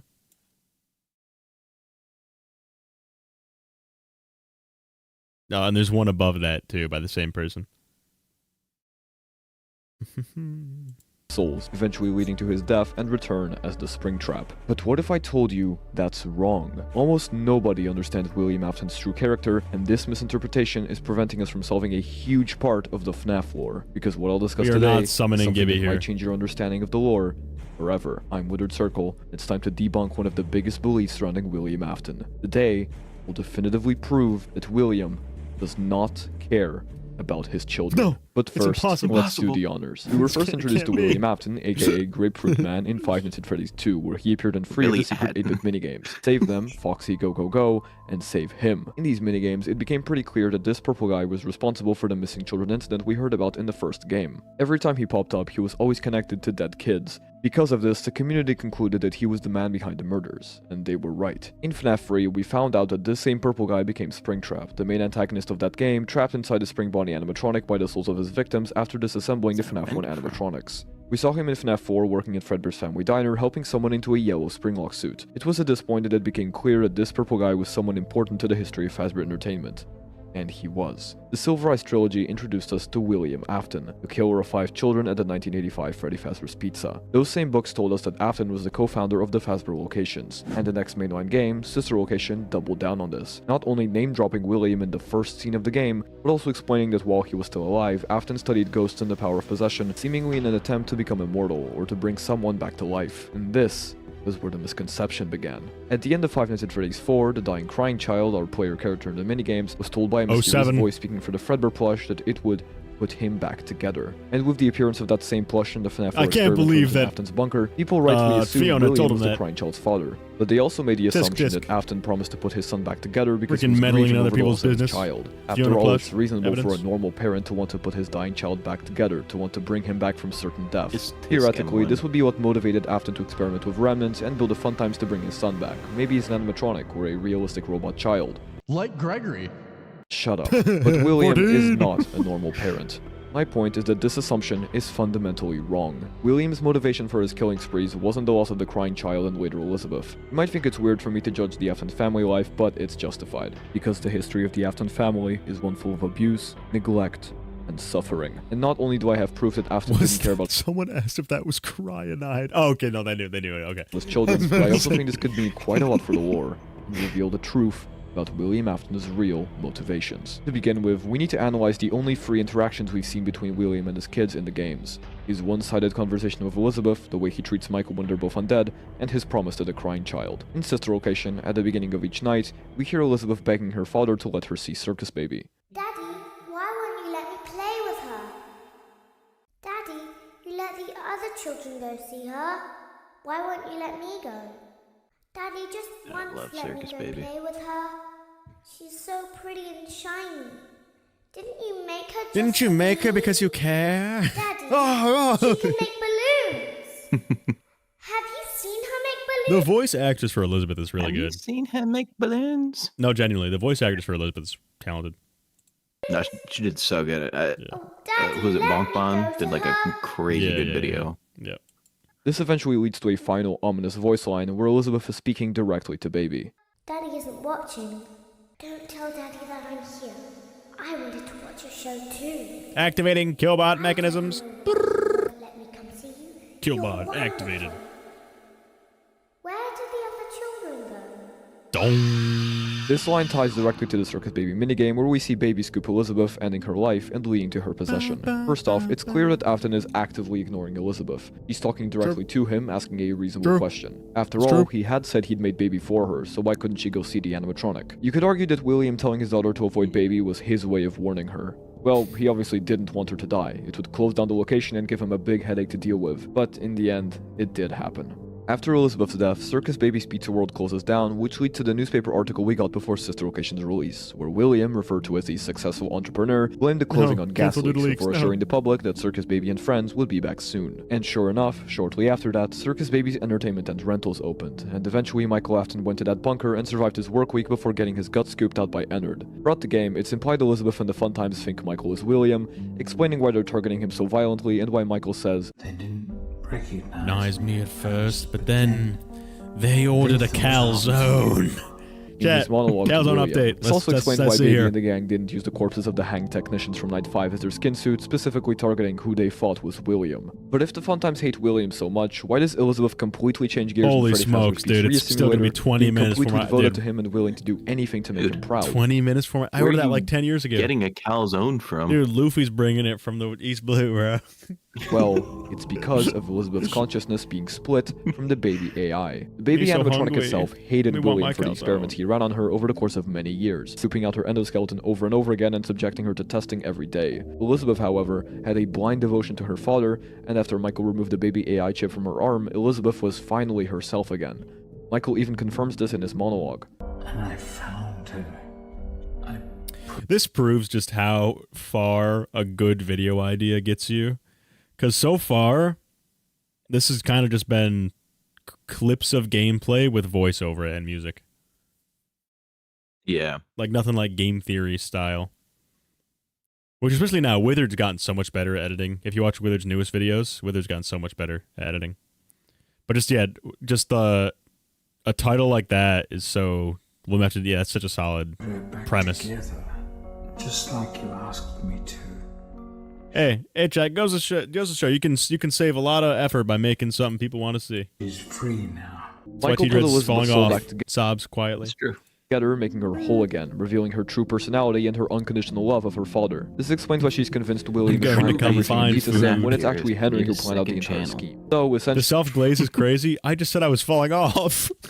Actually, in sister location, we hear Elizabeth, who blindly loves her father, get brutally murdered by an animatronic, only for William to carry on with his business, ignoring the consequences of his actions. But I brought up 2 other interactions that William had with his kids. Another one of them is how we see him interact with Michael when he just tries to kill him. That's it. No need to analyze this. True. Mr. Purple just outright tries to kill his own son. How caring of him. We see a similar event play out in the FNAF movie, where that version of William stabs Vanessa without kicking twice. Sure, he looks a bit remorseful, but as I'll get into later, I think it's because Vanessa was a valuable asset to him, and not because of anything else. After all, she did work for the police, and could be used to cover up his crimes. Alright, and on to the third and final interaction we know William has with one of his kids in the game's franchise. His final promise to the crying child. I will put you back together. And while many theorists think this means he cares about his son and wants to bring him back to life with robotics, that's not entirely true. And I've got a very special guest to prove this. No. Take it away, nonchalant Redhead. Don't call me that. Across various parts of the Five Nights at Freddy's canon, I can't say confidently. Oh my god. Dude, what was I thinking back here? Dude, my compressor is way too high. My equalizer, the highs are raised too much.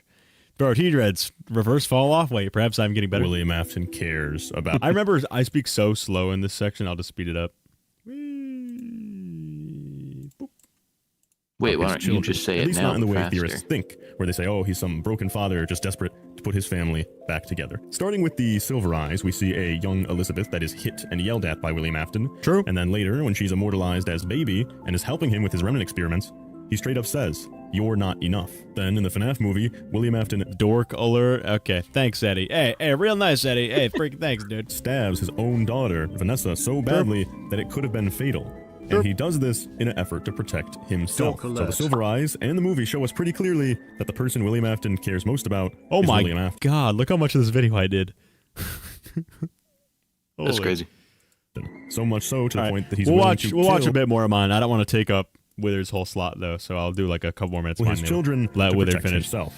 Hardly a man who cares. Now, it's not just how he treats his children, but also the role they play in his life. See, across all the continuities, William's children are depicted as his reluctant followers. In True. Man, this teacher guy is based. The Silver Eyes trilogy, Elizabeth, as Baby, does whatever he says in an attempt to earn his affections, and because she loves him. In the movie, Vanessa is clearly a reluctant follower.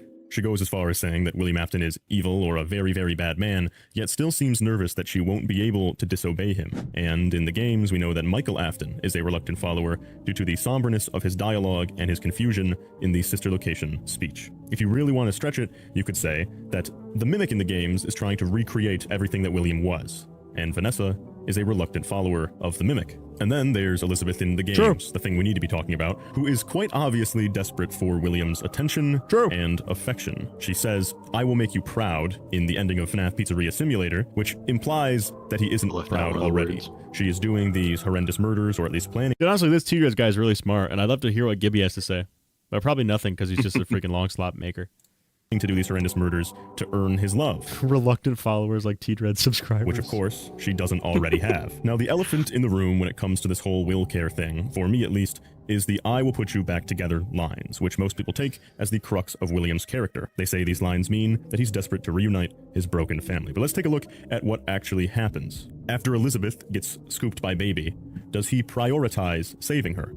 No. We know that he goes down to the bunker frequently because he has the experiment set up down there in his very own private room, which it's implied that he monitors. So he's gone down here several times to monitor his experiments, yet Elizabeth is still suffering within... Yeah, I think that's a fair point, too. I don't think he... It is interesting, though, you know, where he's like, put her back together, but I think the implication is that...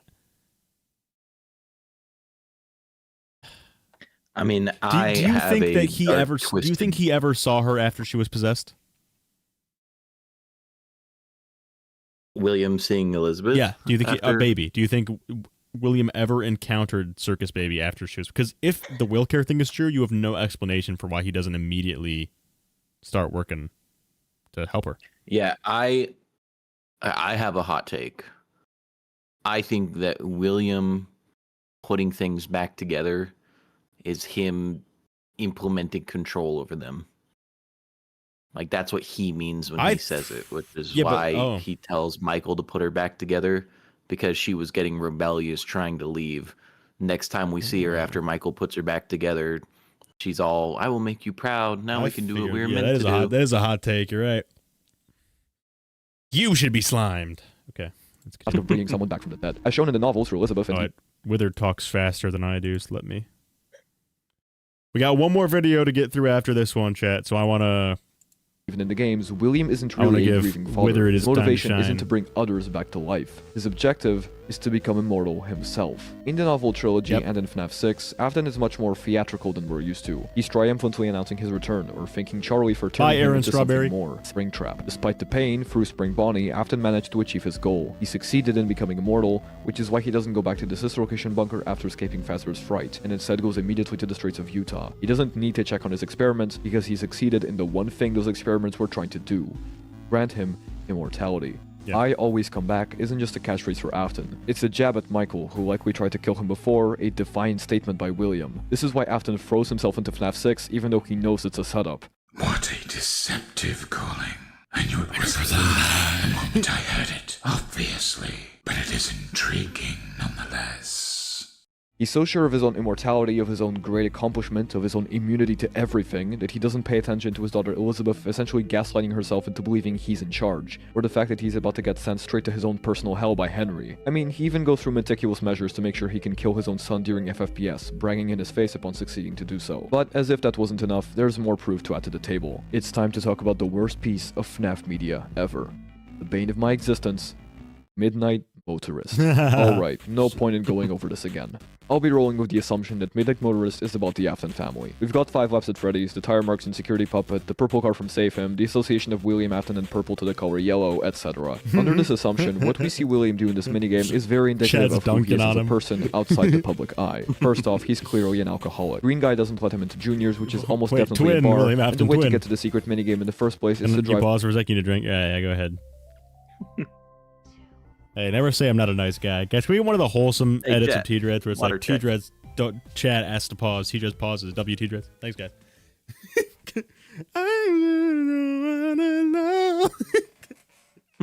WT-Dreads.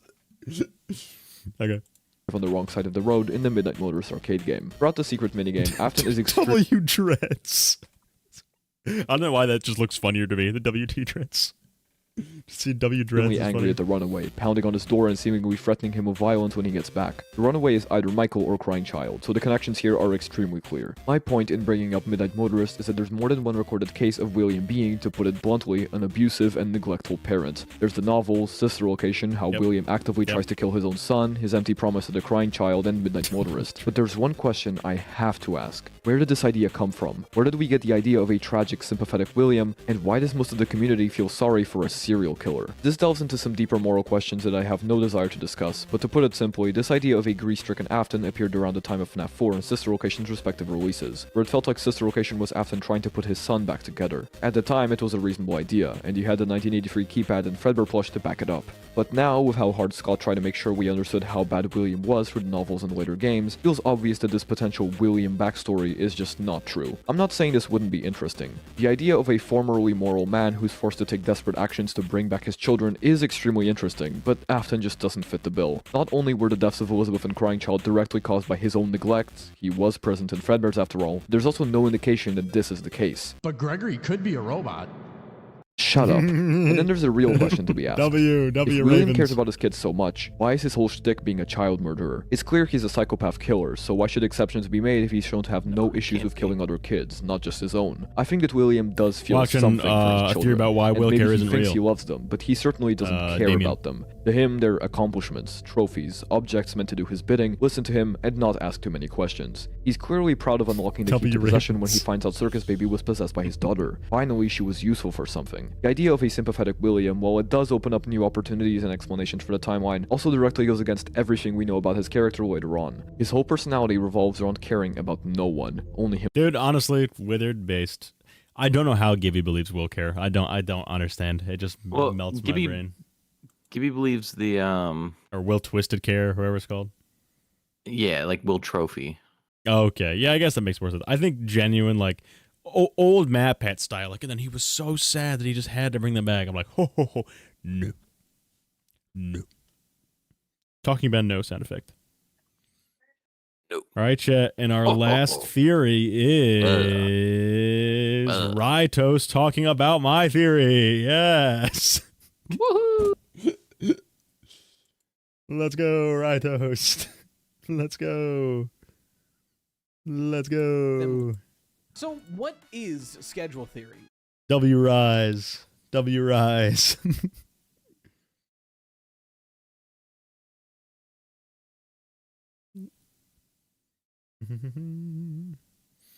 God David slop. Not God David, it's schedule slop. Schedule slop. LT Spreads. Wilkir is real, says our god Gibby Goonsome. Alright. Alright, Lewis. Yeah, you do you, Buster. Logbook, page 54, Midnight Motorist window. Dude, the log... Anyone that's like, on page number of this of the logbook, I get scared. Has the Bowser gift been referenced yet? I lost a bet with Withered that my channel would do really well, so I changed my profile picture on Discord to Bowser for the foreseeable future. I was like, Withered, I think my channel get like 10k views day one, and it got a little less than 10k views day one. So now I'm Bowser. Referenced yet? I wasn't here earlier. This the purple guy's son. Good. Yeah. It's a little piece of history. Yeah. Wahaha. Wahaha. Well, I'm not going to go over in its entirety here because we are not view stealing, boys. Y'all better go. No, not. I am. What is this? 8 months later, I'm stealing 8 months later.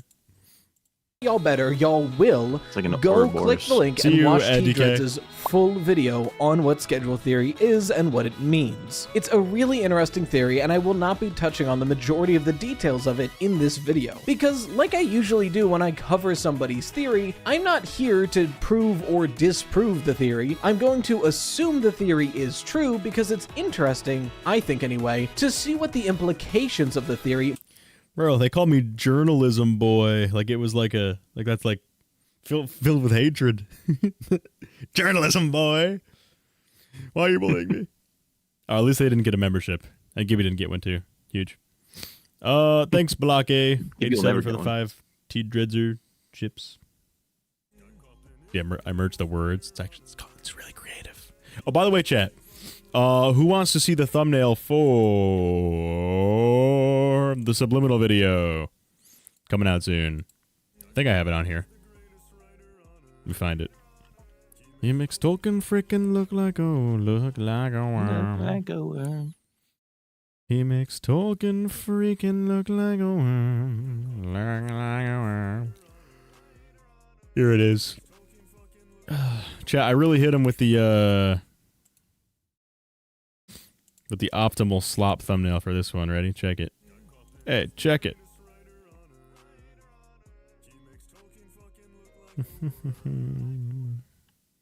The video is going to be diving into why different streamers really didn't like the game, and kind of giving a review as we play.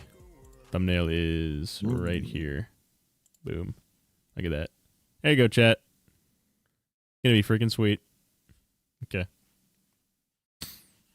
Might be if we assume it's right going forward. But just for the purposes of today's video, I will give you a very brief summary of the main points so you're not too lost. In the lead up to the release of Sister Location, Scott Cawthon hid a teaser for the game in the source code of his web.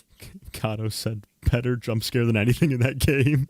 It was a schedule for the animatronics that were It was a what? It was a what? It was a what? featured in the upcoming game. Back then, someone made a spreadsheet to visualize it, and it's right here. At the time, a lot of... That's really good. Thanks to Violet Skull. I made one that was that exact composition, and then I sent it to Fredden, and he told me I sucked, so then he made it but better, and now I want to freaking kill him. Didn't even make. I said to him, I said like, yeah, I could be better, but I already spent a bunch of money on editors for the new channel. I'm not gonna buy this one. I'm not. He hadn't finished it yet, but he's like, oh, I might make it better. I was like, oh, I'm not gonna purchase one. And he made the thumbnail better just to spite me and be like, yours is shit. Use this one. It's like, come on, Fredden, come on. Like he hadn't even made it. He'd be like, I think I can make that better. I was like, no, don't bother. I'm gonna try to make something myself. And then he was like, oh yeah, I just made it because you sucks. I was like, oh man. Of us just saw that and went, oh, we get some teasers for the names of the animatronics and left it at that. But T-Dreads and Cryonide found out that this isn't. Who's that fraud on the right? This guy. This guy. I bet this guy believes Lefty DCI. Just some random one-off teaser, but you can one-for-one line up the latter half of this schedule with the full week that we play throughout the course of Sister Location, from available to booked to private party to maintenance. Using that, some of the other source code from the site, some theory crafting and brainstorming, some very well done logic, and making a hypothesis around this sound that plays when Circus Some very well done logic. Oh, don't tell FNAF Twitter. Baby opens her keypad. Ew, it's gross. Human damage sound effect. Now, in my defense, schedule theory is probably not, like, mostly true, but I still believe the underlying principle that they were capturing kids. Because, listen, chat, I don't know if you noticed, when in my mind I started to doubt schedule theory, I went back to the basics, and then Guts theory approached me like Jesus Christ from the heaven. Oh! And Gus theory! I was like, oh, it was literally lit, dude. Gus theory is actually big. It saved me. It saved my Sister Location theorizing brain. Seemingly proved that Sister Location's animatronics were actively kidnapping. Dude, speaking of which, right now, chat, I'm writing a essay for college for one of my classes, and it is on. We had to do it on some like a certain like theme or whatever, and so I chose mental health, and so I'm choosing comparing and contrasting Buddhism and Christianity in terms of the advice they offer for improving for mental health or techniques or whatever. Dude, and it's so funny because like every 3 sentences, I have to be like, by the way, guys, this is not indoctrinating anyone. This is not about religion. This is just like what they say. I'm comparing them. Because the first day I was talking about it in class, someone was like, that's a touchy subject. And I'm like, oh my goodness. We got to the point where you can't even talk about Jesus and the Buddha without people being like, so you're trying to trap me. I'm like, okay, listen, kid. It's called history. All right. Impossible. No such thing. I mean, say what you will. They both existed. No. That's in the void century. It's true. Children at the private parties they were rented out to. The shocks during the day were done so to make the animatronics more docile and de-indoctrinate. Do I debate about God, David, in my essay? No. Reset them. I just talk about like Jesus went into the desert and he didn't eat for 40 days. And then the Buddha sat under a tree and didn't eat for like 1 billion days too. Isn't that interesting? Like there's so many, if you actually research it, there's so many commonalities. Commonalities? Yeah. Between Buddhism. What are you saying? I thought that Jesus went into the desert and was tempted by Gibby. I knew you were going to say that. Then Jesus was led by the Spirit into the wilderness where for 40 days and 40 nights he was tempted by Gibby. If you were the Son of God, take these books and make them canon, for it is written, man shall not live by games alone, but by every word that comes from the author of rights.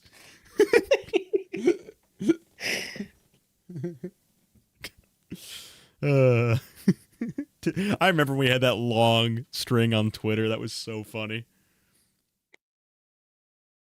Dude, that was... I love making fun of Gibby. It's so funny. Yeah.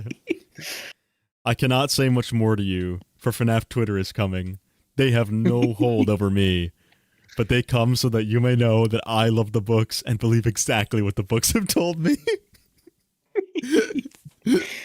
No, Gibby. My command is this: read the books as I have read them. Wait, but if Gibby made a 36-hour books video, wouldn't that make him the good guy? I am Kira Breed Risley. My father is Scott Coffin. He cuts off every book in me that bears no lore. Every book that does bear lore, he prunes, so it gets on game theory. I'm sorry, this is disrespectful. Otherwise, Okay. the sheer amount of remnant inside of them would make them lash out at other people. The final conclusion to all of this was that Sister Location as a whole... I had to read like 20 Christian and Buddhist books for this project, so I've memorized like the entire gospel. Was a project to put Elizabeth Afton back together, using as much remnant as William Afton could get his hands on. Now, the theory that the Sister Location animatronics were kidnapping children is not new. This is a theory that's been out...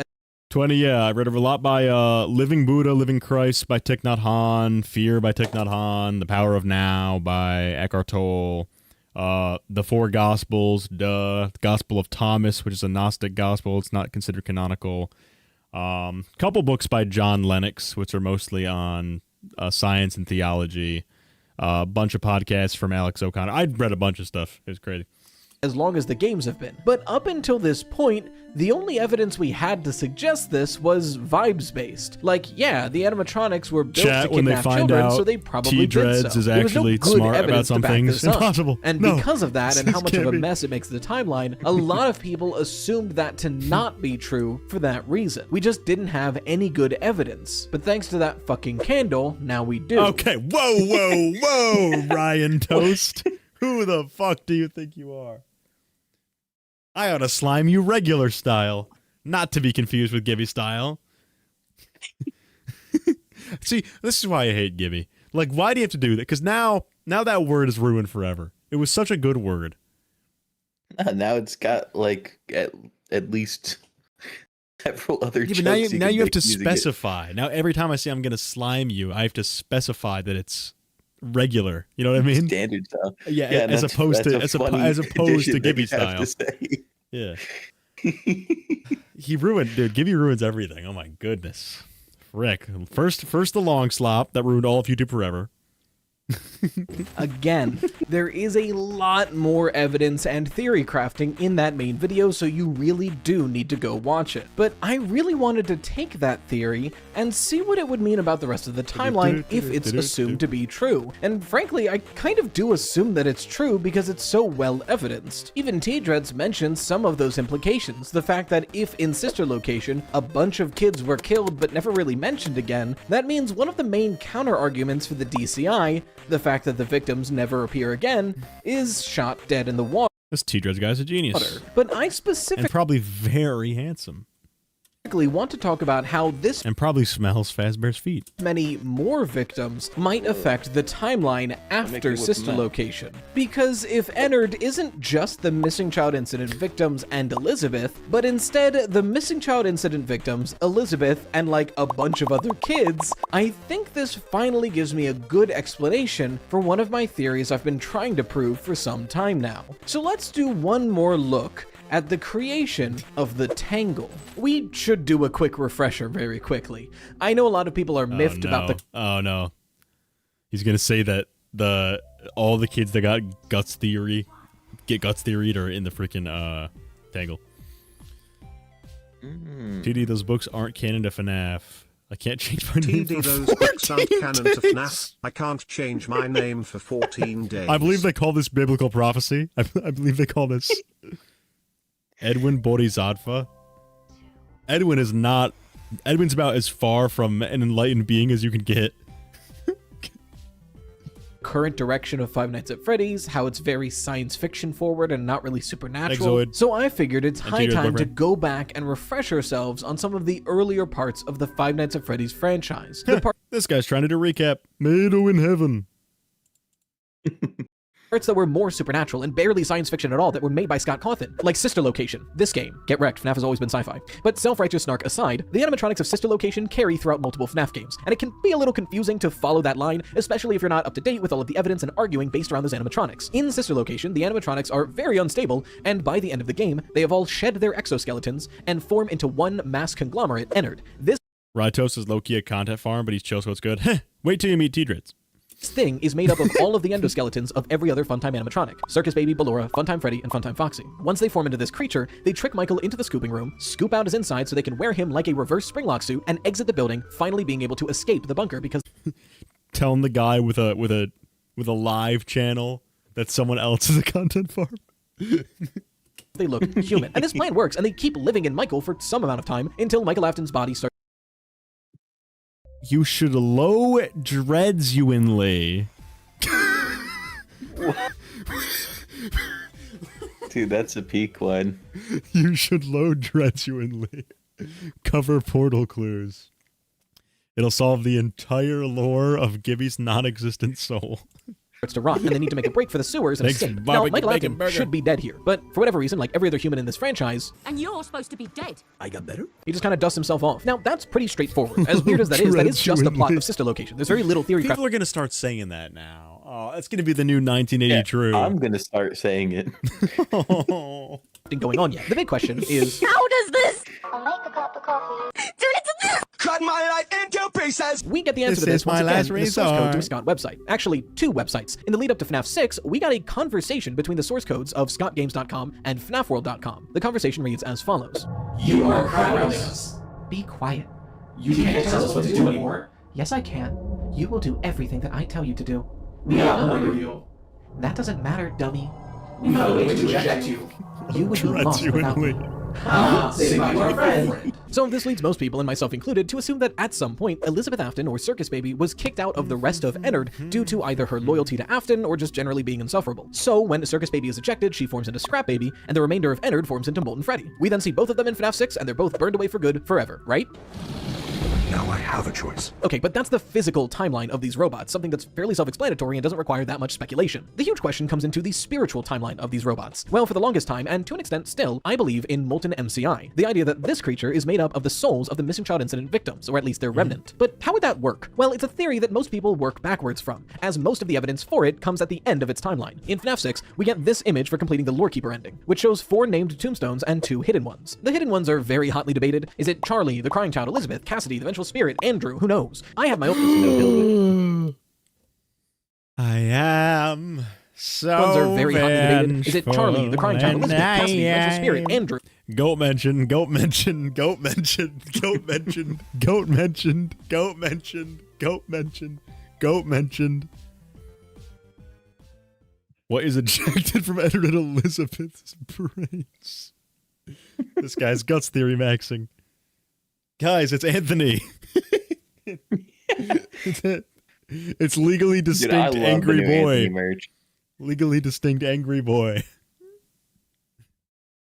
Chat, type 1 if you're excited for the legally distinct angry boy merch. Who knows? I have my own thoughts, particularly Charlie and Cassidy, but that's saved for another day. That's not really important for this theory. Right now, I want to focus on these tombstones, the named ones. These are, at this point, relatively confirmed to be the Missing Child Incident victims' names. Not only do the tombstones line up nearly perfectly with the animatronic masks at the end of FNAF 3, the fact that it's 4 random names, and the context of the game, but since FNAF 6, we've gotten confirmations of these names being the Missing Child Incident names over and over again. In the week before, Ralph sings Happy Anthony genuinely, that doesn't even like flow off the tongue well. Anthony genuinely. Happy birthday to Chica, and when he gets to Low dreaduinely is funny. I like that. Low genuinely is he feels compelled to say Susie. When he does, Chica goes on a rampage. Also in the week before, Brown and Light tells Raph, and this is a direct quote from the books, Jeremy got me. I mean, who is that? It looks like a character from Ace Attorney. It looks the Ace Attorney art style. Bonnie, sorry about that mess. Which is possibly as direct as we've ever gotten. And someone in chat is gonna know what they're from, and I'm gonna get yelled at. Sorry, chat. Line is backed up in the games themselves. In Help Wanted 2, when you collect the Bonnie memory poppet, you get the achievement Remember Jeremy. And most recently, in It's arrived. Dead by Daylight, of all places, we got confirmation of the name Gabriel. Springtrap is a killer in that game, and in that game you can have add-ons to affect your main ability. One of Springtrap's add-ons is Freddy's Hat, which has the flavor text, Gabriel trusted the wrong grown-up. Now he is the star of the show. Which is crazy that this direct of a lore drop isn't Dead by Daylight. Regardless, 3 of these names are basically confirmed, which means... And we have our first Loker genuinely. Okay. But the 4th one, Fritz, is almost guaranteed to be Foxy. It was only a matter of time. Let's keep it to low dread. So I think it's safe to assume Let's keep it to low dread, Ewanly. that's so, but who knows, maybe we'll get direct information soon. There's a rumor that Foxy is going to be a skin for the animatronic in Dead by Daylight, and if they give him a custom bio, there's a non-zero chance that Dead by Daylight is going to confirm Gabriel is Freddy and Fritz is Foxy before any official FNAF media does, which again is crazy.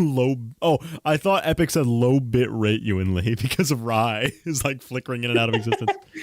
Thanks, Barbecue.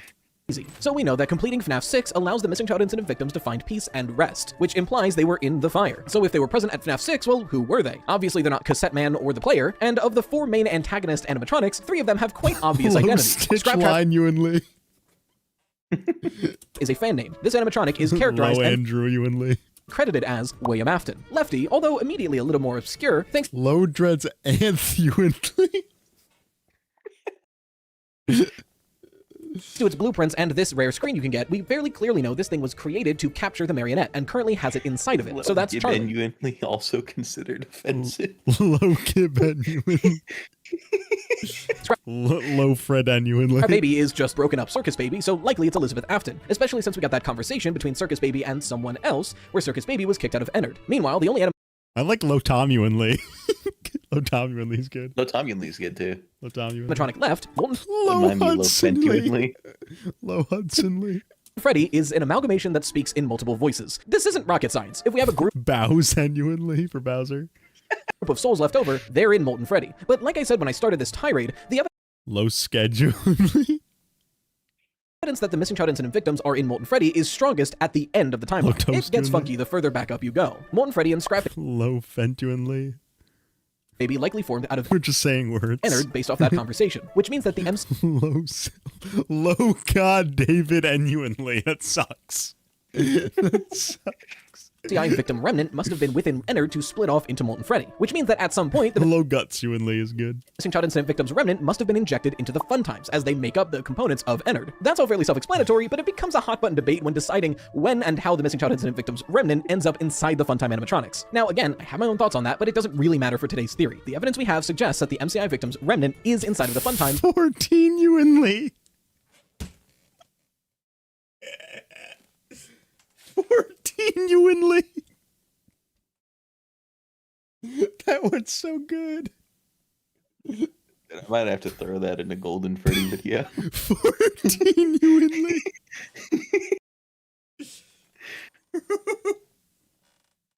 Yo, 14 Ewanly. I think Andrew's special spirit. To go into Ennard, to go into Molten Freddy. I'm gonna start saying that from now on. All right, chat. That's being added to our canon of memes. The 1980 true. Wait, that's true. We're adding 14 Ewanly. That's all fairly self-explanatory, but there's always one part of this equation that confused me. If the whole point of FNAF 6 is burning down these animatronics so the souls inside of them can find rest, and Molten Freddy, something that is likely made up of the missing child incident victims, also finds rest because of these tombstones, why is it that some 30 years later, there's still a massive amalgamation of wires with a Freddy mask roaming around that same building? It's like it wasn't melted down at all and it never found rest, but according to these tombstones, it should have, right? That's where I think schedule theory can come in. Schedule theory is positing that an unknown number of victims also had their remnant added to the fun times. These children were kidnapped, killed, and their remnant was harvested by William Afton. And Guts, don't forget Guts. Oh, you want me to hold you different? Is this better? Oh, that's better. But now that people can't see your cute face. That's okay. In fact, the fun times had so much remnant inside them that they had to be routinely electrocuted to stay docile. If all of that remnant ended up in Molten Freddy, FNAF 6 actually backs this up. There's a bit of removed blueprints from the game. Now, using cut content is always tricky business, but I think this content was removed from the game because it frankly almost gives too much away. And those are the blueprints from Molten Freddy.